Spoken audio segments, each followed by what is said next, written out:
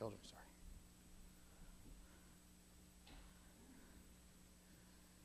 So you know what a children's story is? It's actually a little mini sermon. So if you don't ever understand everything that is spoken today from the pulpit, think about this sermon, because this goes right along with what is being spoken today.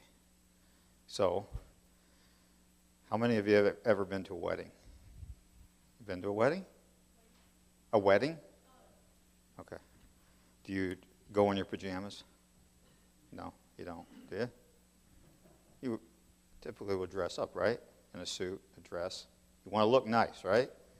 Comb your hair, wash your face, smell good, right? All right. Well, you know, there's a parable in Matthew 22. You know what a parable is? It's not only just a story, but it's a spiritual story. It's a spiritual lesson, right?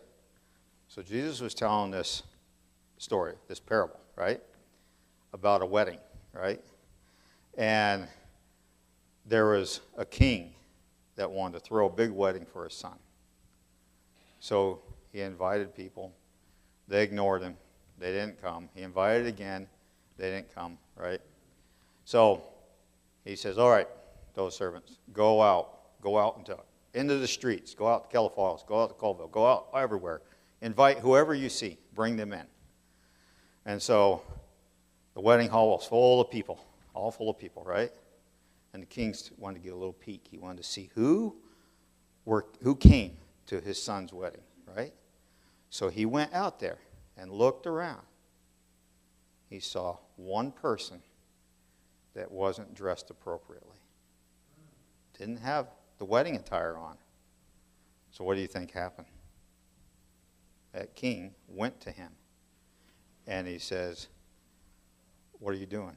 Why are you wearing this? And the man had nothing to say. So, you know, the king in this story is God, and the son is Jesus.